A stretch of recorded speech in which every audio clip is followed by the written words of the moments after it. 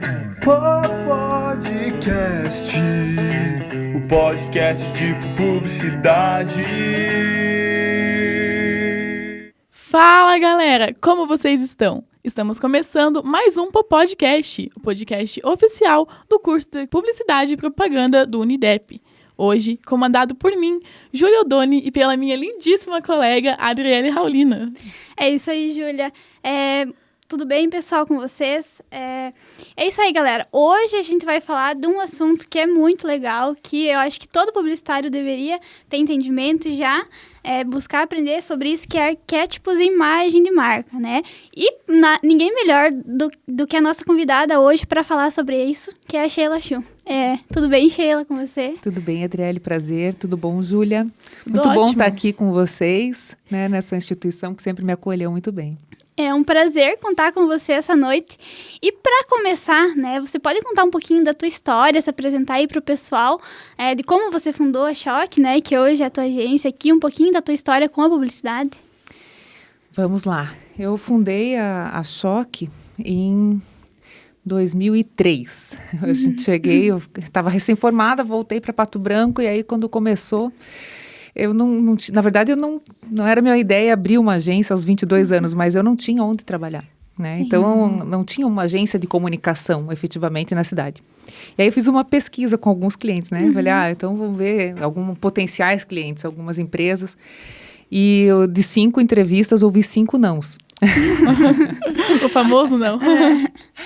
Aí... eu tinha 2 opções, ou desistir do meu negócio, da minha área de atuação, né? Ou fazer mesmo assim, né?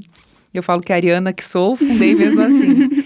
E eu acredito muito que, assim, a sorte acaba encontrando quem se arrisca, né? E um mês depois acabei conquistando uma conta nacional, que foi a Ventisqueiro, que realmente, assim, colocou a Choque Brasil afora, foi maravilhoso.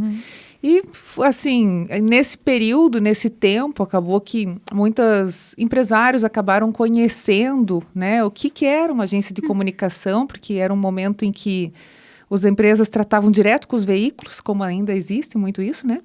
Mas, assim, antigamente era exclusivamente assim que funcionava. E aí ficava assim, que o material que estava na rádio tinha um jeito, o material que estava no jornal tinha outro, não existia um alinhamento de comunicação. Então, foi um processo, eu vejo assim como um processo natural de evolução, em que as pessoas acabam conhecendo, Se descobrindo, né? novas formas de fazer e vendo que aquilo realmente funcionava, e, enfim. E aí nesse tempo aí, foram 19 anos, né? Nossa! Você começou muito cedo, né, já com a tua agência ali, né, como você sempre conta, eu praticamente já conheço um pouco da tua história, né, que você veio pioneira ali, né, já entrando com a agência e mostrando, né, porque isso aconteceu muito, a gente vê ainda hoje que o pessoal está aprendendo o que é publicidade, aprende a valorizar e aprende a importância de ter isso na empresa, né? E você fez muito isso. E como que foi a tua recepção aqui, né? Como que você conseguiu e como que você trabalhou com as empresas para mostrar para elas o teu valor e o valor do que você poderia oferecer para elas? Eu vejo assim que o resultado, né? Quando a gente começa, eu falo que quando o empresário vê resultado, ele vê que funciona, ele vê que ele tem, né, que as coisas acabam acontecendo, ele permanece e continua. E assim, é engraçado isso, porque existe uma comunicação, mas existe muito boca a boca, né, e o meio empresarial foi muito disso. Então, um empresário vai comentando com o outro e as coisas... E assim, teve um momento, vejo que da agência... em que a gente trabalhou muito forte a questão de... Tiveram fases também, né? A fase da publicidade, depois veio a fase do design muito forte, em que as pessoas... então agora está na hora de eu rever a minha marca. Porque até então as marcas eram feitas na gráfica ou no plaqueiro, né? O que tinha, o que se sabia. Então a gente acabou fazendo, historicamente, muita marca. 350 e alguma coisa. Nossa. Na última, agora a gente não contou, eu parei de contar faz um tempo que a gente não conta mais. Perdeu a conta. Mas assim, era realmente um redesign, ou algumas coisas de marcas novas, enfim. E por fim, eu vejo que a comunicação, não só a Choque, mas a comunicação de uma forma geral sofreu grandes revoluções nos últimos anos, principalmente com a chegada da internet, enfim. Mas a aceitação, não posso me queixar, não. Aliás, tenho que muito agradecer os empresários que sempre me acolheram e assim, confiaram no nosso trabalho por muito tempo. Sim, agora uma curiosidade. Com quantos anos, assim, você começou a estagiar, assim? Qual período da faculdade você estava? Primeiro ano. Ah, logo no início já. Meu primeiro ano de faculdade, eu entrei no estágio, eu fiquei 1 ano numa agência refilando papel. Esse era o meu papel, para ganhar 0. E às vezes sair de lá bem tarde da noite, porque era o último estágio, né? E que assim, antes a gente apresentava todas as campanhas em FUAN, assim. A gente, vocês sabem que é FUAN, não? Não. É tipo uma cartolina bem grande. Não é, sabe o que é FUAN, sabe? É uma cartolina enorme, assim, que tem um isopor no meio. E aí a gente pranchava as peças. Então, por exemplo, você ia apresentar uma campanha, sabe aquelas cenas de Mad Men? Assim, não tão old, mas assim, mais ou menos isso. Então, a gente montava naquelas pranchas gigantes e fazia muito boneco. Então, por exemplo, se tinha um folder, eu atendi uma agência que atendia o HSBC na época. Então, por exemplo, a gente tinha que montar o folder. E aí o pessoal imprimia na agência, a gente fazia o boneco. Então, essa era a minha função meu primeiro estágio. Bem mão na massa mesmo, lá? Mão, total. Só que o que eu gostava desse lugar? Eu ficava na boca, né? Onde tudo saía. E aí, eu podia ver tudo que acontecia lá dentro. Então, eu tinha muito tempo ocioso, obviamente, né? Eu era só a pessoa que colava as coisas na prancha. E aí, eu ficava com o meu tempo ocioso, eu conversava com o cara da criação, eu conversava com o cara da redação, eu conversava com o pessoal da UEF, eu, às vezes, conversava com o pessoal da produção gráfica. Então, eu acabei convivendo com uma agência que tinha um modelo completo, com todas... como a gente chama? Com todas as... Os setores? Exato, exatamente. Então, com todas as áreas bem organizadas. Então, tinha o planejamento, tinha os departamentos de mídia, departamento... Então, foi muito legal, foi uma escola. E aí, depois disso, acabei sendo convidada por um professor para trabalhar em outra agência, assumir um grupo de contas, que já foi bem bacana também. Daí, eu já recebi um troquinho e era legal. E, enfim, e depois nunca parei. Então... Embora tenha aberto agência nova, né? Eu tinha 4 anos ali de estágio, então... Sim. E você sempre teve, assim, experiência nessa área mais do planejamento, mais estratégico? Ou já passou também pelo design? Não, eu nunca tive talento para isso. Eu acho que eu nunca tive esse dom, assim. Eu acho maravilhoso. Eu valorizo demais quem tem essa capacidade, assim, sabe? Sim, eu admiro essa visão, também. assim, né? Mas eu nunca desenhei uma marca na minha vida. Eu acho que se deixar aqui, a gente fica a noite inteira falando do teu currículo. Conhecendo. Mas a gente, agora falando um pouquinho sobre o motivo da nossa conversa, né? O que a gente comentou no começo, né? Sheila, você conta pra gente por que você sentiu a necessidade de fazer um curso, né? Hoje você tem um curso sobre arquétipo de marca, né? Por que você sentiu a necessidade de fazer esse curso? Na verdade, assim, eu vejo que minha carreira teve 2 estágios, assim, principais, né? Teve um momento da Choque em que realmente eu me dediquei, me debrucei para construir a agência e trabalhar com afinco ali. E teve um momento que eu olhei para isso e falei, legal, mas, assim, esse modelo de negócio, da forma que a Choque foi concebida e como as pessoas conhecem, já não é mais isso que eu quero... Né? Então, hoje, a Choque tem um outro modelo de negócio. A gente trabalha basicamente com branding, com posicionamento, com estratégia de marca, né? Com o ponto 1. E aí, todo o modelo dela é concebido de forma remota, né? Eu tenho terceirizados. Não é uma coisa mais que existe uma equipe interna, né? A Júlia sabe. E aí, eu sempre tive uma intenção muito grande de apoiar mais empreendedores, né? Porque as agências, elas são restritas muitas vezes, é um custo, é oneroso, não é todo empreendedor que consegue pagar.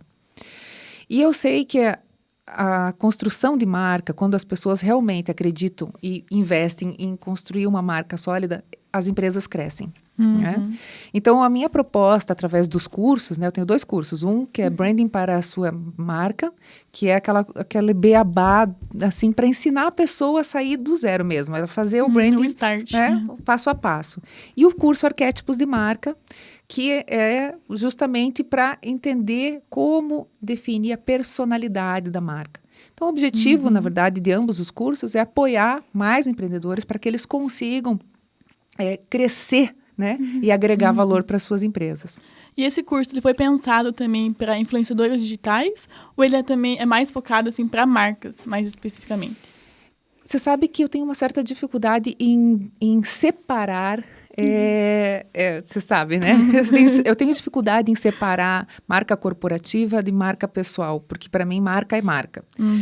Como você faz uso disso, claro que aí quando você é uma marca pessoal, o que acontece com o mundo dos arquétipos, que é uma coisa muito difícil que eu acompanho no dia a dia.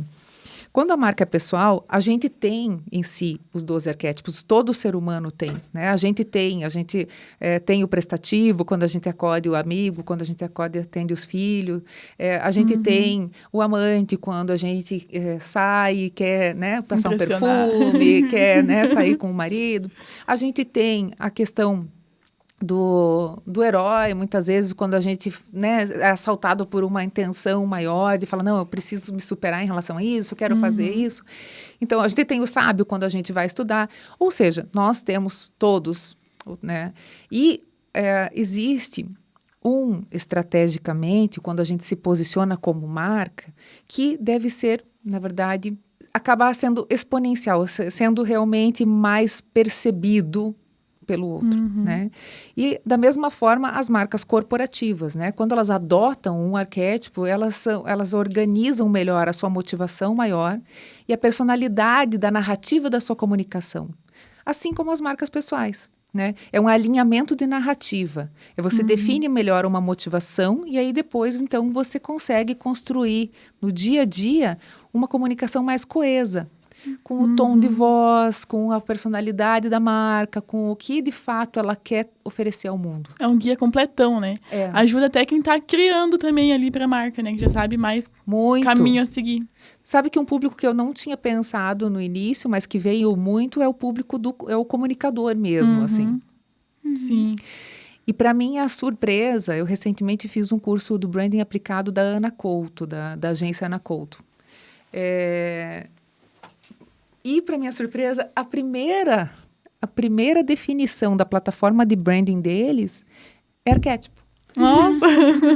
Tipo, eu fiquei falei, nossa, eu não imaginava, porque, né, a gente, às vezes, assim, para eles, é a primeira coisa que eles definem, antes de definir, inclusive, propósito e assim, características primeiro de tudo. E ainda é algo que passa bastante batido, né?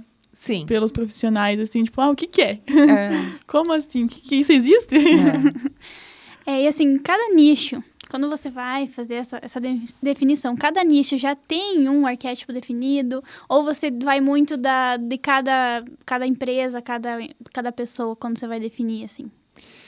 Existem, assim, algumas características, né, que são comuns para alguns segmentos. Por exemplo, uma agência de comunicação, né? O criador é o mais óbvio de todos. Mas ele tem, obviamente, a sua narrativa e tem sentido com isso, porque é o elo que conecta o consumidor, né, o cliente, a contratá-lo. Mas também poderia ter o mago, né, que lhe influi na transformação. Poderia ter o explorador, que está muito relacionado à autodescoberta, você entender melhor, assim, em que fase a tua marca está, o que você quer entregar, né?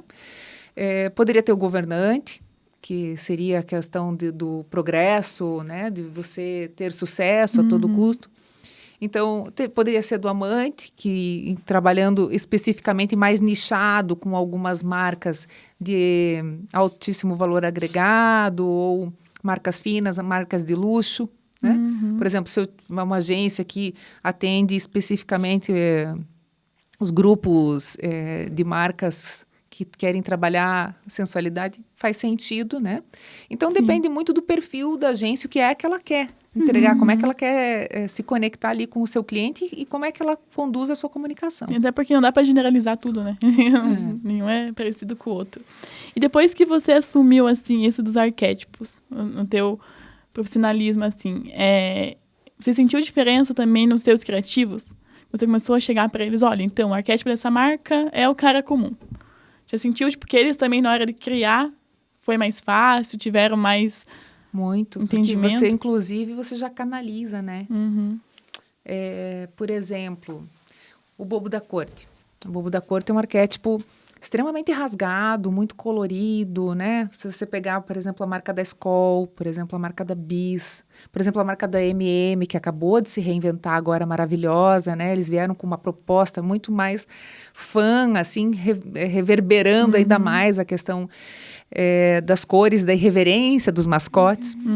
Essas marcas todas, elas têm um ponto em comum, que é uma explosão de cor, que é uma tipografia mais robusta, mais bold e tal. Então, você olha para essas marcas e você já consegue ter identificar, né? Você não tem medo de ousar, e nem de colorir, e nem de trazer a piada, a graça, né? Em cima disso. Realmente. Sim, realmente. Esse é um assunto que eu sinto, talvez, que não é muito explorado. Eu vejo que, às vezes, as empresas acabam pecando um pouco nisso, né? Então, eu vejo que você viu essa necessidade e isso tá gerando, né? Já tá gerando bons resultados para você, né? Isso é muito legal. Os clientes também, né? Para os clientes e para tua agência, né? E pra gente entender e pro nosso público entender melhor, né? Qual que é a diferença entre um arquétipo de marca e a imagem da marca, né? A imagem de marca, assim. Eles têm alguma relação, assim, os Isso. dois andam lado a lado? Total. Eu vejo que, na verdade, o arquétipo dá o embasamento tanto da narrativa quanto do conceito visual, né? Por exemplo, vamos pegar uma marca aí. Vocês querem pegar uma marca em especial? Que vocês querem escolher? Pode ser o iFood. O iFood. Ai. Não, o iFood, é que eu não sou uma consumidora do iFood, mas eu acredito que o iFood seja uma marca do explorador, tá? Por quê? Justamente por essa questão da pessoa ter essa liberdade do ir e vir, né? De você pedir a hora que quer e você ter 24 horas por dia, 7 dias da semana, assim como a Amazon, por exemplo. Então, ele é uma marca que trafega e que justamente está nessa pessoa que é livre, que quer, se ela quer pedir a comida, sei lá, às 7 da manhã, ou se ela quer pedir a comida, né, às 11 da noite, seja qual for. Essa questão da liberdade de escolha também tem muito a ver com o perfil do explorador. Mas eu acho que seria mais ou menos por isso. Assim, a questão da definição da marca também tem a ver daí depois com a linguagem, com a forma que ela se comunica. Porque da dificuldade, às vezes, até do iFood. Eu sei que o iFood acabou de passar, está passando, inclusive, por uma reformulação lá na Ana Couto, que eles mostraram os bastidores, algumas coisas lá. Algumas marcas você não identifica com clareza, porque nem elas ainda se organizaram, entendeu? E isso é uma coisa bem curiosa. Sim, é verdade.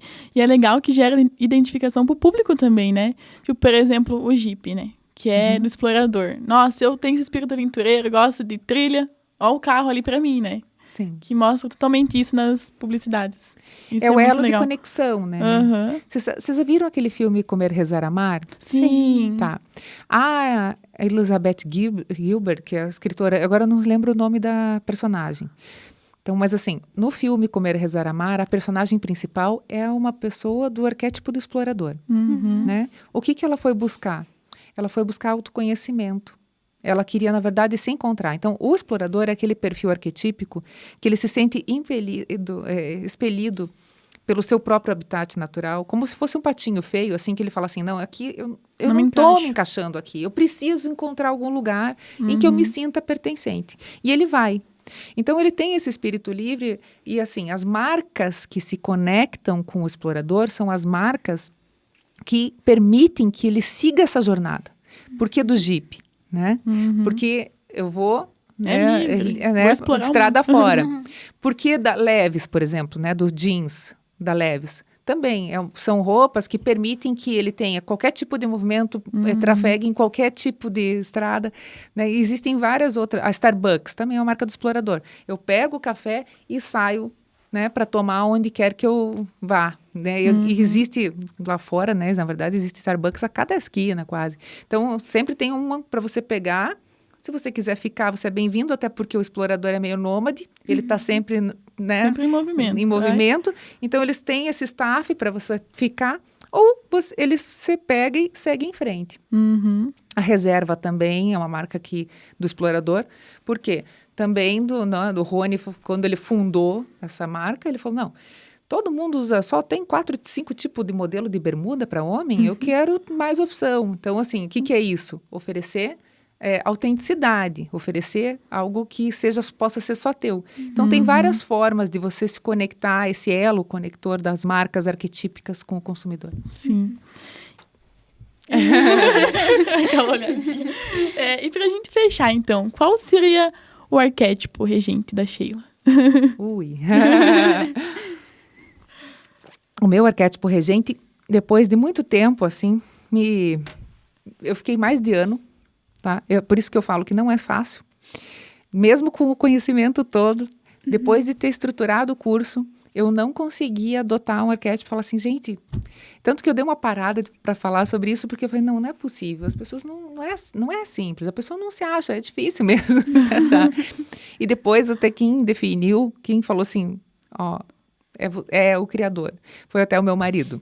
Porque eu fiquei muito assim, dentro do explorador, dentro do sábio, e o sábio é um arquétipo que pega muito as pessoas, né, na enganação, porque quando você pensa que você gosta de estudar, de ler, né, que essas são as suas características, ele acaba te enganando, porque não é para isso que as pessoas às vezes contratam, entende? Então, quando você entende o elo de conexão, por que as pessoas te contratam? Por que as pessoas me contratam? Elas precisam de insights, elas querem realmente estratégias que a levem e construam marcas originais. E o que realmente eu entrego a elas? É isso, de fato. Então, o arquétipo do criador é o arquétipo regente, agora que eu assumi, falei, é isso. Sheila, a gente já está terminando, né? Estamos no nosso tempo. Eu queria pedir para você convidar o pessoal a conhecer o teu curso, né? Contar um pouquinho de como que ele é, assim, rapidamente. E convidar o pessoal para conhecer, que eu acho que é um curso que vai agregar muito todo mundo que ficar sabendo dele, que conhecer ele. Então, se puder fazer esse convite aí para o pessoal. Legal. Gente, então assim, esse curso, ele primeiro faz uma introdução explicando, né, o que é e como é que funciona essa conexão entre marcas e arquétipos. Depois ele fala, são 12 módulos com os 12 perfis arquetípicos, né? Falo sobre o inocente, sobre o explorador, sobre o prestativo, são mais ou menos uma meia hora cada módulo. Em cada módulo tem exemplos clássicos, né? Assim, comerciais, daí, narrativas comerciais, daí, comentários. Por exemplo, o cara comum, né? Eu falo lá do Zeca Pagodinho, que é a figura escarrada do é o próprio, né? Próprio cara comum. Por quê? Aquele cara que, você chega no bar, você senta com ele, você não tem medo de sentar na mesa dele, né? Você vai sentar ali, você já vai pedir uma cerveja, já vai sair tomando, já vai sair conversando. E a Havaianas, que desde sempre, faz muito tempo já que assina, todo mundo usa. Então, é aquela marca realmente do cara comum, que, né, todo mundo pode usar, é permitida e tem passe livre para trafegar. E aí, tem alguns comerciais que justificam isso, daí eu explico sobre isso, enfim. Vários exemplos, né? E aí, depois, no final, eu explico como é que você define o teu perfil, né? Os quadrantes, porque... Você pode definir o teu arquétipo tanto com a questão da tua área de atuação, por exemplo, né? Eu me identifico com esse, é da minha área de atuação, é isso. Mas você também pode definir o teu arquétipo da tua marca através de uma estratégia, tá? Por exemplo, o Burger King. Ele assumiu fora da lei. Por quê? Porque ele tinha o líder absoluto, o McDonald's. Então, como é que você... combate, como é que você chama a atenção de um mercado que já está, né, apaixonado por outra marca? E aí você vem com isso. E essa agressividade, né, que é da comunicação, isso acaba reverberando e construindo uma marca realmente potente que pode bater de frente. Então, é uma questão estratégica. Tem os arquétipos, então, que se batem de frente. Esse é o meu inimigo, entre aspas. Então, é uma escolha estratégica, né? Às vezes, não sei se não existisse o McDonald's, não sei se o Burger King né, adotaria essa estratégia, mas ele acaba usando isso como uma ferramenta. Sim. Então, finalizamos aqui. Foi muito legal a nossa conversa. Acho que todo mundo se interessou. Eu, particularmente, me interessei muito pelo assunto. Já quero conhecer Papo muito mais. gostoso, né? Já quero conhecer mais o teu curso, né? A gente quer agradecer muito a tua presença. Pra gente é muito valioso ter pessoas e nomes aí do nosso mercado, da nossa região, que são tão legais e que topam... Muito renomadas no mercado, exatamente, né? topam esses momentos com a gente, que pra gente é muito valioso, né? É isso. A gente quer te agradecer novamente, então, pelo convite, por ter aceitado. E E aqui fica o nosso podcast de hoje. é isso. Até mais, galera. Obrigada, Tchau, meninas. tchau. Até mais.